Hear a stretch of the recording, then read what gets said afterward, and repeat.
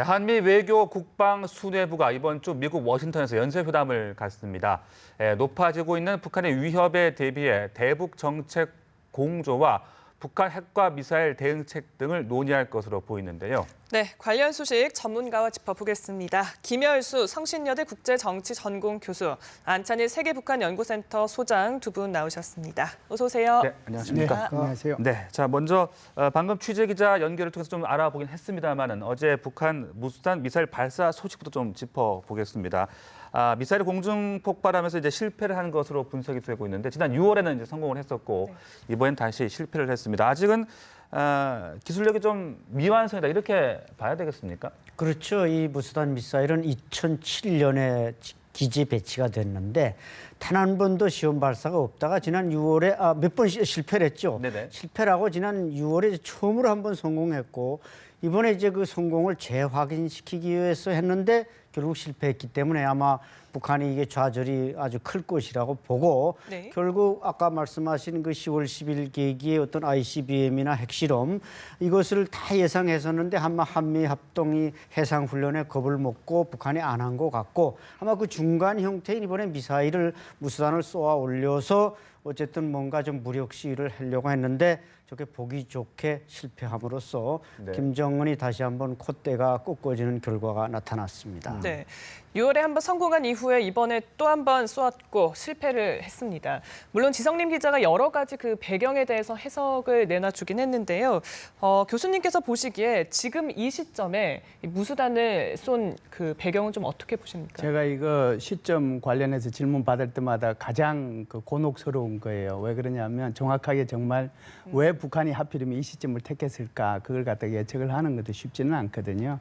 안찬일 소장님께서 잘 말씀을 하셨지만 올해 4월 15일부터 북한은 무수단 미사일을 발사하기 시작을 했고요. 6월 22일까지 4차례에 걸쳐서 6발을 발사했는데 그때 제일 마지막 발사한 것이 성공했죠. 1413.6km까지 올라가서 400km를 비행했는데요. 이번에는 이제 실패했다고 나왔지 않습니까? 그래서 이것이 아직까지 완벽한 기술력을 담보하지 못한다 이런 의미도 있고요. 또 한편으로는 다른 실험을 했을 수도 있다. 예를 들면 재진입 기술에 대한 실험이라든지 이런 실험도 하지 않았겠냐는 생각이 들고요. 지금 이제 질문하신 데 대해 이제 답변을 드린다라고 하면 아무래도 이번에 지금 10일부터 15일 사이에 불굴의 의지 한미 간의 대규모 해상연합 훈련을 하지 않았습니까? 여기에 네. 이제 한미 공군도 이제 같이 여기에 가세를 했고요. 이런 데 대한 이제 부담이 하나 있었을 거고요. 또 하나는 아마 지금 미국의 조야에서 계속 흘러나오고 있는 선제 타격론 여기에 대한 어떤 식으로든지 간에 북한이 대답을 해야 되는데 그 대답의 형태가 바로 무수단 미사일 발사로 나타났고 그것이 우리 안찬일 소장님 말씀하신 것처럼 실패로 결과지어졌다 이렇게 볼 수 있습니다. 네. 네. 자, 이제 며칠 후면은 또 한미 안보협의회가 열리지 않겠습니까? 이 안보협의회에서 대북 정책에 대한 어떤 공조 방안, 또 핵과 미사일 위협에 어떻게 대응을 할 것이다 이런 방안들이 논의가 될 것으로 보이는데 어떤 예상을 좀 하고 계십니까? 아마 선제 타격론, 정밀 타격, 확장 억제 이런 문제들이 아마 아젠다로 거론될 걸로 보입니다. 네. 그러니까 이제 중국도 어느 정도 북한의 선제 타격, 정밀 타격, 또 김정은 제거에 동조한다. 이런 중국 학자들이 워싱턴이나 뉴욕을 방문해서 그런 말들을 흘리고 있는 가운데 뭔가 한미일의 공조가 보다 돈독히 되고 이것을 실질적인 행동으로 옮길 수 있는 아마 합의들이 공개된 것과 비공개된 것이 나올 수가 있다고 봅니다. 뭐 확장 억제라는 말은 이미 우리 합참의장과 미국은 합참의장 이미 합의를 했습니다만 이것은 동맹국에서 어떤 사태가 발생했을 때 미국 본토에서 일어난 것과 똑같은 핵 억제력을 발휘한다. 즉, 그러니까 한반도에서 북한이 핵을 사용한다고 할 때 그것은 미국 본토에 사용한 것과 똑같이 사용한다 이런 의미에서 이제 핵 확장 억제라는 말이 나왔습니다만은 미국은 이제 북한의 핵이 거의 완성 단계에 들어갔다 이렇게 보고 그에 대한 억제를 보다 적극적으로 행동으로 옮길 수 있는 그런 지금 준비를 하고 있는데 그것이 아마 이번 한미일 외교 및 국방순회 회담에서 거의 결정지을 것으로 아주 프로그램 안들을 거의 확정짓는 거의 도장을 찍는 단계에 가지 않을까 저는 그렇게 전망합니다. 네. 네. 그 말씀해주신 확장 억제와 관련해서 사실 국내에서는 실효성에 의문을 제기하는 목소리가 굉장히 많습니다. 그래서 이와 관련해서 보다 구체적인 어떤 그런 조치들을 좀 내놓지 않을까라는 예상이 나오는데요. 교수님 어떻게 보십니까? 예, 19일 날 이제 회의하는 것은 2+2 회담 하거든요. 한국과 미국의 국방장관하고 외무장관, 저쪽에는 국무장관하고 외무장관이 회담을 하고요. 20날에는 이제 지금 말씀하신 것처럼 SCM, 그러니까 한미연례 안보정책협의회를 한미 양국 국방부 장관 간에 하죠. 핵심은 이런 거죠. 핵과 미사일이 워낙 고도화되니까요. 두 가지 차원에서 얘기를 해야 되는데요. 어떻게 하면 억지를 할 건가? 북한이 핵 미사일 도발을 못하도록. 만일 이것이 실패하면 어떻게 대처할 건가? 이게 핵심이거든요. 그래서 어떻게 억제할 것이냐 하는 것이 바로 확장 억제의 의미가 있는 거고요. 네. 그리고 이것이 실패했을 경우에는 어떻게 대처할 건가 바로 선제 타격입니다. 그래서 이 두 가지 문제가 아주 심도 깊게 논의될 거고요. 지금 질문하신 것처럼 익스텐디드 디터런스라고 하는 거, 확장 억제에 대해서 이것이 한국 사회에서 많은 사람들이 여기 신뢰성의 의문을 가지거든요.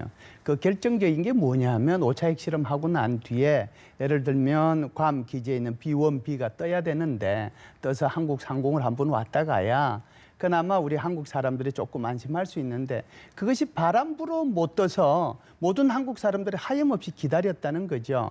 그래서 한국 사람들이 이렇게 얘기하는 거죠.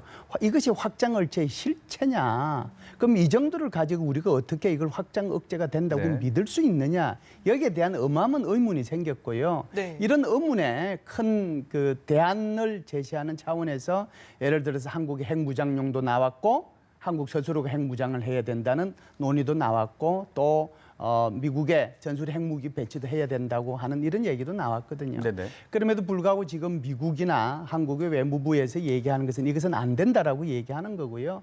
그렇다라고 하면은 결국은 확장 억제에 대한 실효성을 보장하는 건데요. 그 실효성을 어떻게 보장할 거냐 핵심이잖아요.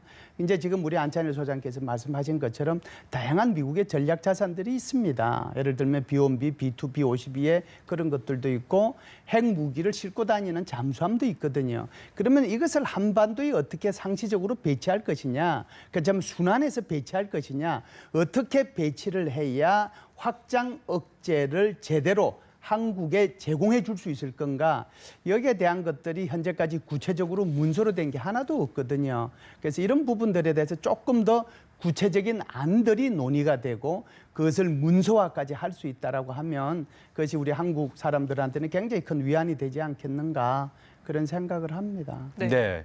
자, 또 대북 선제 타격도 지금 신중하게 논의가 되고 있는 상황이고 또 여기에다가 러셀이 김정은의 또 죽음까지 네. 언급을 했습니다. 어떻게 좀 봐야 되겠습니까? 그렇죠. 뭐 현재까지 미국이 북한에 대해서 한 발언 중에 최고의 수위가 높은, 북한으로서는 뭐 최고 존엄인 김정은이 죽는다. 그럼 북한이 사실 끝장나는 거 아니겠습니까? 네네. 저 전체주의 국가라는 것은. 그래서 이런 발언이 나오고 이제 김 교수님 말씀하신 문서가 나오고 이렇게 되면 북한도 상당히 그 두려움에 떨 수 있고 그 두려움에 북한이 기고만장한 게 아니라 상당히 두려움에 떨고 있다는 게 이번 한미 해상훈련 잠대지 공대지 항모 이거 들어오고 하니까 북한이 지금 그 뭔가 도발하려던 걸 스톱하는 것을 보면 김정은이 기고만장하지만 사실은 겁을 많이 먹고 있다. 이것이 이번에 확증이 됐습니다. 네네. 문제는 이제 김정은이 죽는다. 핵을 완성하는 순간 뭐 거의 완성됐죠. 사실은 완성됐지만 무수단 미사일 일본이 실패해서 보듯이 그걸 북한이 무수단 미사일은 3, 4천 킬로를 날려서 괌에 있는 B2나 B1 기지를 폭격하겠다는 거 아닙니까? 그리고 한반도 공격하겠다는 건데 무수단이 저렇게 북한 의도대로 지금 성공을 못하니까 어쨌든 그 운반수단, 투발수단에 앞으로 좀 더 심혈을 기울이겠지만은 그 시간이 그렇게 많지 않은 것은 사실입니다. 사실상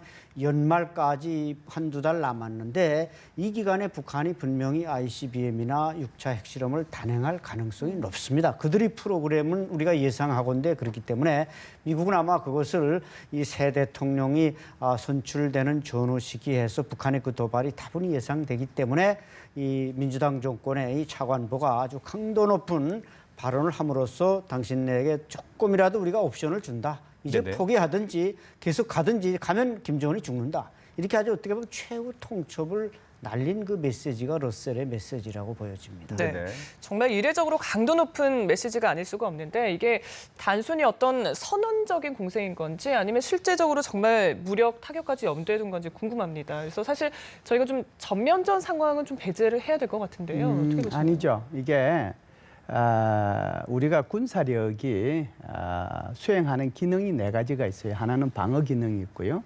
두 번째는 억제 기능이 있고, 세 번째는 강압 기능이 있고, 네 번째는 이제 뭐라고 할까요? 이렇게 데몬스트레이션 하는 기능, 그런 기능 4가지가 있는데요. 지금 말씀하신 선제 공격이라고 하는 것은 이 4가지 기능 중에서 방어에 해당이 되는 거예요.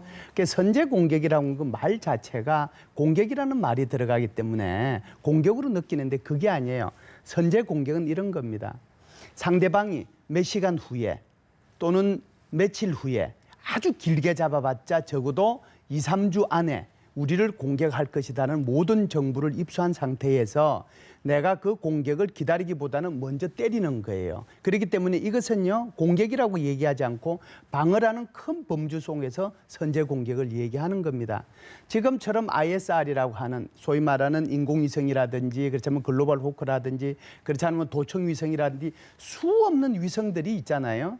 북한이 만일 우리한테 공격을 한다라고 하면 전선도 좀 재배치해야 될 거고, 그다음에 군사력도 좀 앞으로 배치해야 될 거고, 그다음에 미사일도 한 발만 달랑 나와서 쏘지는 않을 거 아니에요. 그러면 그런 것들을 제가 좀 전에 말씀드렸던 그런 다양한 인공위성과 글로벌 호크 등등을 통해서 파악을 하고 나면 이제 문제는 결심하는 거거든요. 저걸 우리가 맞고 나서 내가 때릴 거냐, 지금 곧 공격할 거니까 내가 먼저 공격하는 게 나은 거냐, 그런 차원에서 선제 공격이고요. 네. 선제 공격 자체는 전면전을 내포하고 있습니다. 따라서 북한 스스로가 절대로 이런 미국이 선제 공격을 할 수 있도록 그런 그 조치들을 하면은 안 되죠. 다시 말씀드리면 미사일을 수없이 전개시켜 가지고 이것을 똑바로 직립을 해서 곧 쏠 것처럼 한다든지, 전 전선의 병력과 장비를 이동시킨다든지, 동원령을 선포한다든지, 이렇게 되면 이거는 전쟁을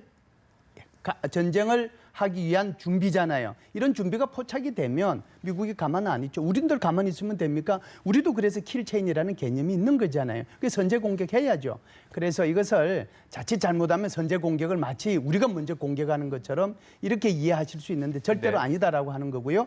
북한의 김정은도 이 기회를 통해서 절대로 미국과 한국이 북한을 향해서 선제 공격할 수 있는 그런 상황 자체를 안 만들도록 김정은 스스로가 노력해야 됩니다. 네. 네. 이에 대해서 이제 북한 노동신문은 선제 타격 징후가 보이면 미 본토와 남한을 뭐 불바다, 뭐 폐허로 만들겠다라고 위협을 했는데 네. 뭐 통상적인 걸로 봐야 되는 겁니까? 아니면 좀 심각하다라고 봐야 되는 겁니까?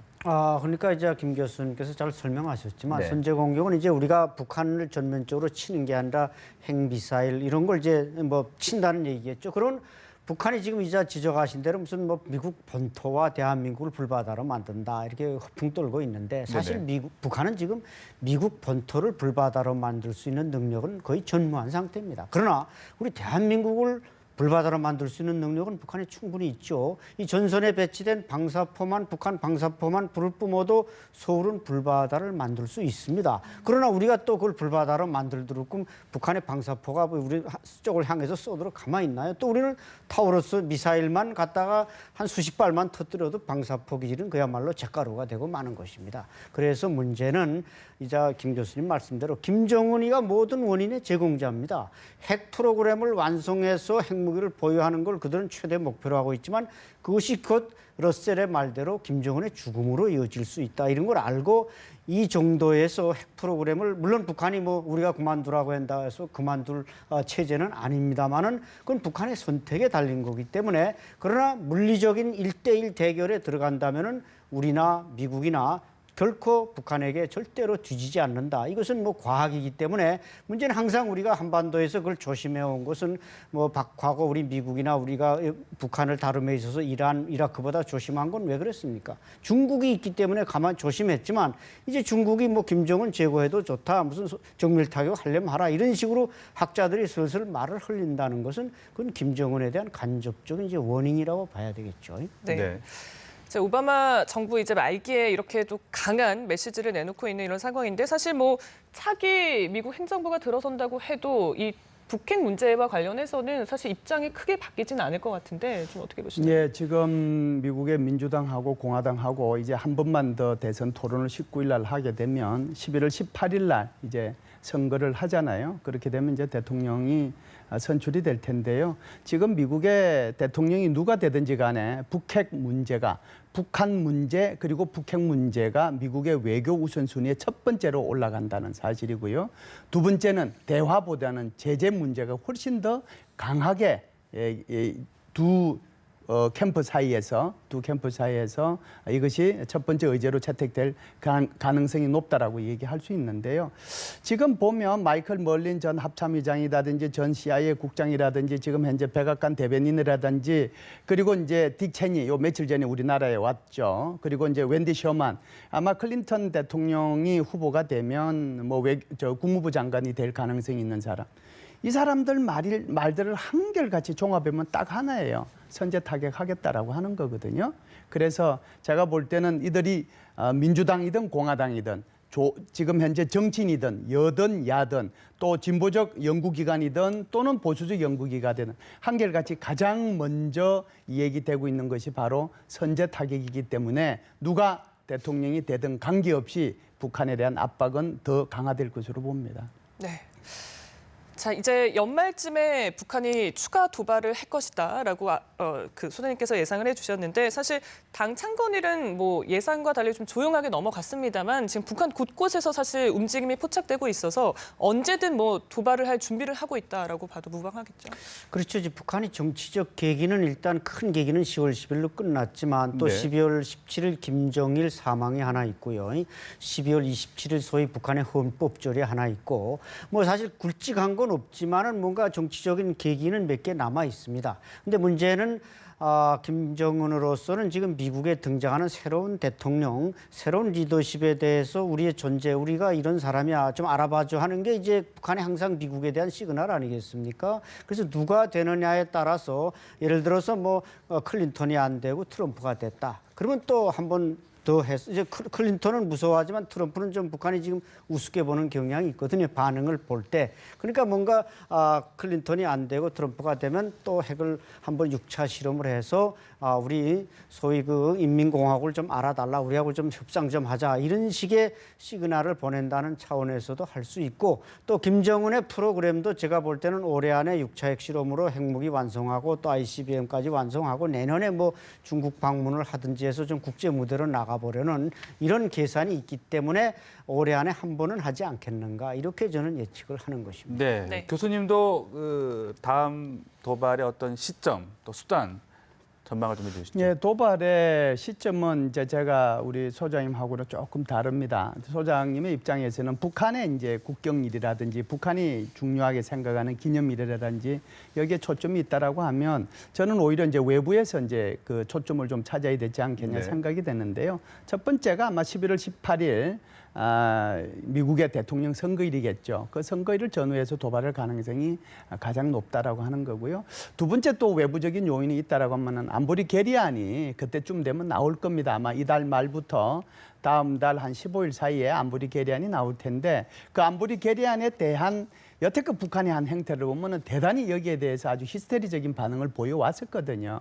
그런 차원에서 보면 이 두 가지가 가장 크지 않겠느냐라고 보고요. 수단의 이제 면에서는 보면 아무래도 이런 대남 도발보다는 오히려 국제적인 도발 이것이 훨씬 더 클 텐데요. 네네. 그 국제적인 도발이 두 가지 형태로 나타날 겁니다. 하나는 바로 제6차 핵실험이 될 거고요. 하나는 아마 장거리 미사일 발사가 될 겁니다. 네, 알겠습니다. 북한 관련 이슈 김열수 성신여대 국제정치전공 교수 안찬일 세계북한연구센터 소장님과 얘기 나눴습니다. 고맙습니다. 고맙습니다.